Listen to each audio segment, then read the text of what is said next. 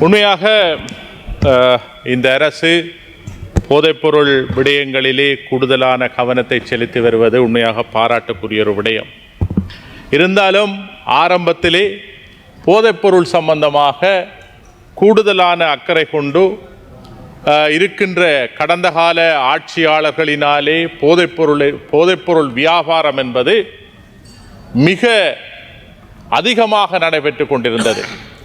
அப்படி இருந்த பொழுதும் இந்த ஆட்சி வந்து முதலாவதாக இந்த போதைப்பொருளுக்கு எதிராக மிகவும் அவர்களது அந்த முழு ஒத்துழைப்பையும் வழங்கி போதைப்பொருளை கட்டுப்பாட்டுக்குள் கொண்டு வருவதற்கான நடவடிக்கை எடுக்கப்பட்டாலும் அதிகளவானவர்கள் கைது செய்யப்பட்டாலும் ஆரம்பத்திலே குறைந்திருந்தது. ஆனால் தற்பொழுது மீண்டும் அந்த போதைப்பொருள் வியாபாரம் என்பது தலைவிரித்து ஆடுகின்றது ஒன்றாக காணப்படுகின்றது.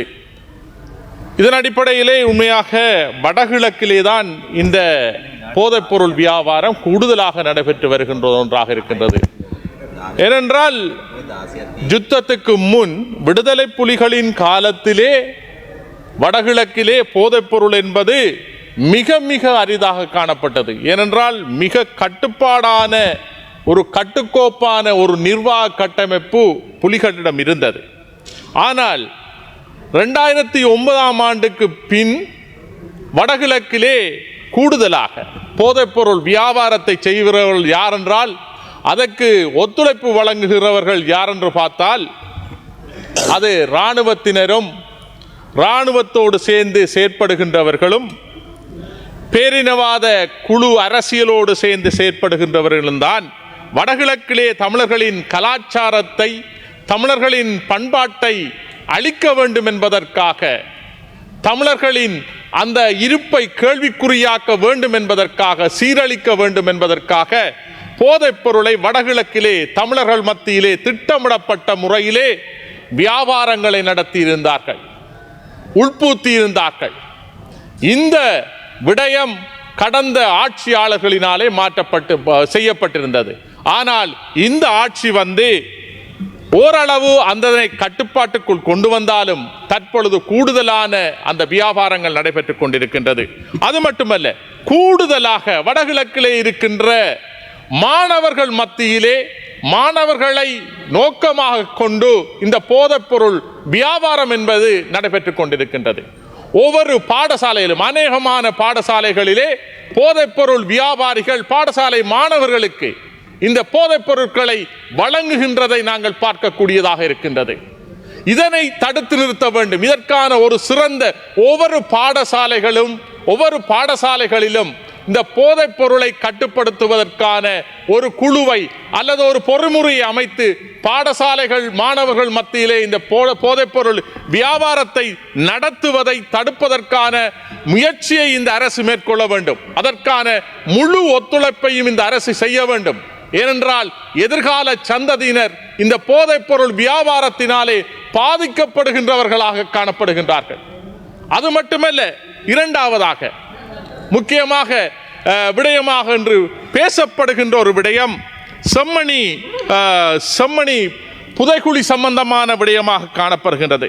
இந்த செம்மணி புதைகுழி விடயத்திலே கூடுதலாக அந்த பிரதேசத்திலே செம்மணி புதைகுழியிலே 412 பேரின் அந்த எலும்புக்கூடுகள் தற்பொழுது கண்டுபிடிக்கப்பட்டிருக்கின்றது. இது ஒரு தமிழின படுகொலை நடந்ததற்கான ஒரு சிறந்த எடுத்துக்காட்டாக இருக்கின்றது. ஏனென்றால் வடக்கிலே இருக்கின்ற இந்த செம்மணியிலே மட்டுமல்ல, எத்தனையோ வடகிழக்கிலே எத்தனையோ மனித புதைகுழிகள் மனித எலும்புக்கூடுகள் இருக்கின்ற இடங்கள் இருக்கின்றன. ஆயிரக்கணக்கான புதைகுழிகள் வடகிழக்கிலே இருக்கின்றன. திட்டமிடப்பட்ட முறையிலே அந்த இடங்களிலே தமிழ் மக்கள் திட்டமிடப்பட்ட முறையிலே கொல்லப்பட்டார்கள். அநியாயமாக சிறுவர்கள், குழந்தைகள், பெரியவர்கள் என்று இல்லாமல் அனைவரையும் கொலை செய்யப்பட்டார்கள். என்று 400க்கும் மேற்பட்டவர்கள் அங்கே எடுக்கப்பட்டிருக்கின்றது. இன்னும் எத்தனையோ பேர் கொலை செய்யப்பட்டிருக்கின்றார்கள். இந்த இடத்திலே விசேடமாக இந்த நீங்கள் அந்த புதைகுழியை அகழ்வதற்கான நிதியை ஒதுக்குகின்றீர்கள். ஆனால் அது எந்த வகையிலே ஒதுக்கப்படுகின்ற நிதி மட்டும் போதாது, அதற்கான நீதி கிடைக்க வேண்டும். அது சர்வதேச நியமங்களுக்கு ஏற்ப தடயவியல் நிபுணர்களினாலே அந்த பரிசோதனை மேற்கொள்ளப்பட வேண்டும். சர்வதேச பொறிமுறைக்கமைய அந்த அகழ்வு ஆராய்ச்சிகள் நடைபெற வேண்டும். அந்த விடயங்களை நீங்கள் மேற்கொண்டீர்களா? அந்த நேரத்திலே நடந்த படுகொலை நடக்கின்ற நேரத்தில் இருந்த இராணுவ அதிகாரிகள், அரசியல்வாதிகள், அதனோடு தொடர்புடைய குழுக்கள், இவர்களை கண்டறிய வேண்டும் என்றால் சர்வதேச பொறிமுறை ஒன்று வேண்டும். சர்வதேச நியமங்களுக்கு ஏற்ப அந்த இடத்திலே அந்த ஆராய்ச்சிகளை நடக்கின்ற பொழுதுதான் நாங்கள் சரியான குற்றவாளிகளை கண்டுபிடித்து நாங்கள் குற்றவியல் நீதிமன்றத்துக்கு பாரப்படுத்த முடியும். இதனை அடிப்படையாக கொண்டுதான் அங்கே விசேடமாக அந்த சாட்சியாளராக இருந்த இராணுவ அதிகாரி ராஜசோம என்பவர், இந்த சோமரட்ன ராஜபக்ஷ என்பவர், இந்த அதிகாரி அந்த இடத்திலே இருந்து ஒரு சாட்சியாளராக இருக்கின்றார். ஆகவே அதனோடு இருந்த இராணுவ அதிகாரிகளையும் இராணுவ சிப்பாய்களையும் நீங்கள் விசாரிக்க வேண்டிய கடமை இருக்கின்றது. அது இந்த உள்நாட்டு பொறிமுறையின் மூலம் அது சாத்தியப்படாத ஒன்றாக இருக்கின்றது.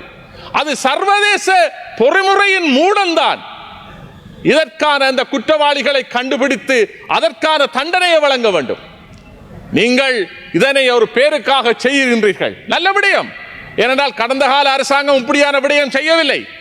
ஆனால் இந்த அரசாங்கம் சில விடயங்களை முன்னெடுக்கின்றது, பாராட்டுகின்றோம். ஆனால் இதற்கான நீதி, நியாயம், பொறுப்பு கூறல் என்பது எங்களது தமிழ் மக்களுக்கு கிடைக்கப்பட வேண்டும். ஏனென்றால் இது ஒரு மாபெரும் ஒரு மனித பேரவலமாக காணப்படுகின்றது. இது தமிழின படுகொலையாக கருதப்படுகின்றது. இந்த தமிழின படுகொலை வடகிழக்கிலே எத்தனையோ இடங்களிலே நடைபெற்றிருக்கின்றது. அத்தனை இடங்களையும் நாங்கள் ஆழ்ந்து ஆராய வேண்டியவர்களாக இருக்கின்றோம். ஏனென்றால் அதனை திசை திருப்புவதற்கு கூட அங்கே செம்மணி புதைகுழியை தோண்டுகின்றதற்கான நடவடிக்கை எடுத்து அதனை செயற்படுத்துகின்ற பொழுது அதனை திசை திருப்புவதற்காக கிழக்கிலே குருக்கள் மடத்திலே ஒரு மனித புதைகுழி இருப்பதாக கூறியிருந்தார்கள். ஏனென்றால் அதனுக்குரிய அந்த பெறுமதியை குறைத்து அங்கேயும் இருக்கின்றது இங்கேயும் இருக்கின்றது ஒரு போலியான விடயத்தை கொண்டு வந்து அங்கே தமிழீழ விடுதலை புலிகளை மலினப்படுத்துவதற்கான அந்த செயற்பாடுகளை மேற்கொண்டிருந்தார்கள். இந்த விடயத்தின் அடிப்படையிலே தான் நாங்கள் சொல்லுகின்றோம், வடகிழக்கிலே ஆயிரக்கணக்கான தமிழர்கள் கொல்லப்பட்டிருக்கின்றார்கள். அவர்களுக்கான நீதி, நியாயமான ஒரு நீதி விசாரணை வேண்டும் என்பதனையும் இந்த இடத்திலே தெளிவாக கூற விரும்புகின்றேன். அதேபோல் நேற்றைய தினம் நீங்கள் சூழலியல் சம்பந்தமான ஒரு பிரேரணை கொண்டு வந்திருக்கின்றீர்கள். இதே மாகாணங்களுக்கான அதிகாரத்தை விசேடமாக தமிழ் பேசுகின்ற வடகிழக்கிலே வாழுகின்ற மக்களுக்கான அந்த அதிகாரத்தை பழைய அரசாங்கம் எப்படி மாகாணங்களுக்கான அதிகாரத்தை பறித்ததோ, அதனை பறித்து மத்திய அரசாங்கத்திடம் கொண்டு சென்றதோ, அதே பாணியிலே தான் இப்பே வந்திருக்கின்ற இந்த அரசாங்கமும் இந்த செயற்பாடுகளை செய்திருப்பது உண்மையாக கவலைக்குரிய விடயமாக இருக்கின்றது. ஏனென்றால் அதிகாரங்களை கொடுப்போம், நாங்கள் முழு அதிகாரங்களை கொடுப்போம், அதை கொடுப்போம், இது கொடுப்போம் என்று சொல்லியிருந்தீர்கள்.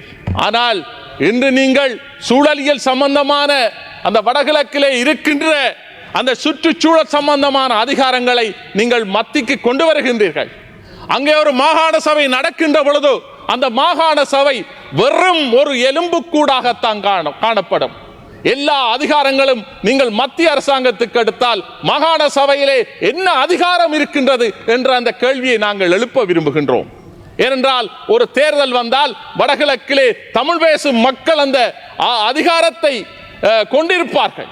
அந்த அதிகாரம் வரக்கூடாது என்பதற்காக மஹிந்த ராஜபக்ஷ காலம், கோட்டாபாய காலத்திலே அது திட்டமிடப்பட்ட முறையிலே அந்த நிர்வாகத்துக்குரிய அதிகாரங்கள், காணி அதிகாரங்கள், ஏனைய அதிகாரங்கள் மத்திய அரசாங்கத்துக்கு கொண்டு செல்லப்பட்டது. அதே பாணியிலே நீங்கள் இன்று இந்த விடயத்தை கொண்டு சென்றிருப்பது உண்மையாக தமிழ் மக்கள் மத்தியிலே ஒரு கவலையை ஏற்படுத்துகின்ற ஒரு செயற்பாடாகத்தான் நாங்கள் பார்க்கிறோம்.